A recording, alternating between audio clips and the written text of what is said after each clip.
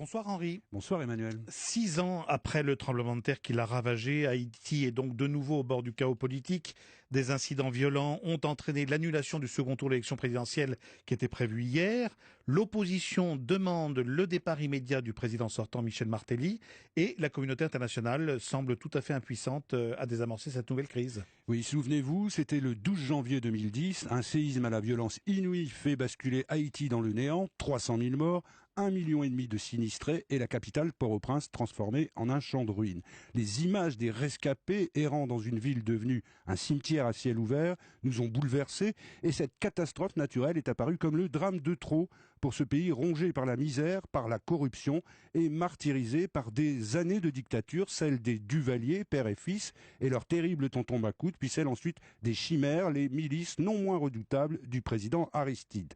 Alors dans un immense élan de compassion, le monde s'est mobilisé, les fonds d'aide ont afflué et Port-au-Prince est devenu la capitale planétaire de l'action humanitaire. Parallèlement, l'ONU et aussi un groupe dit de pays amis se sont penchés sur une réforme des institutions politiques.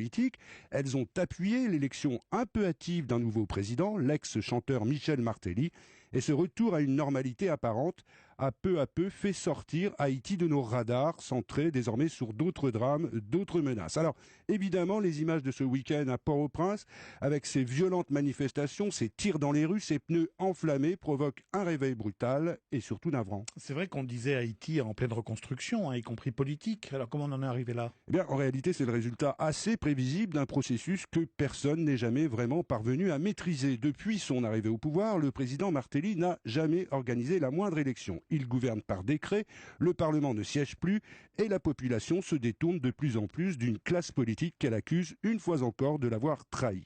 Pour sortir de cette impasse et sous l'impulsion des instances internationales, eh bien, on a décidé d'organiser une série de scrutins, à la fois municipal, législatifs et présidentiels, qui devaient donc se conclure hier. Hélas, bien qu'il soit placé sous la surveillance de centaines d'observateurs internationaux, ce bel échafaudage a fait long feu. Le poulain du président sortant, il s'appelle Jovenel Moïse, est sorti en tête du premier tour avec 32% des voix, mais le principal candidat de l'opposition, Jude Célestin, a décidé de sortir de la course pour dénoncer les nombreuses fraudes qui ont entaché le scrutin, ce qui a contraint la commission électorale à repousser in extremis le second tour, car c'était ça, ou bien assumer l'élection d'un candidat unique, on imagine le malaise. Et maintenant que l'opposition réclame le départ immédiat du président Martelly, qu'est-ce qui peut se passer ? Oui, l'opposition veut obtenir une commission d'enquête sur les fraudes et aussi la formation d'un gouvernement de transition chargé d'organiser une nouvelle élection.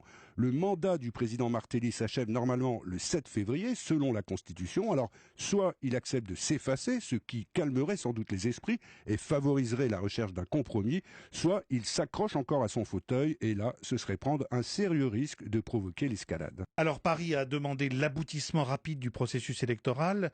Henri, est-ce que la crise actuelle démontre une fois de plus l'échec de la communauté internationale en Haïti ? Oui, politiquement, on peut dire que c'est un désastre, Emmanuel. Le financement de ces élections a coûté plus de 55 millions d'euros qui risquent au final de n'avoir peut-être servi à rien.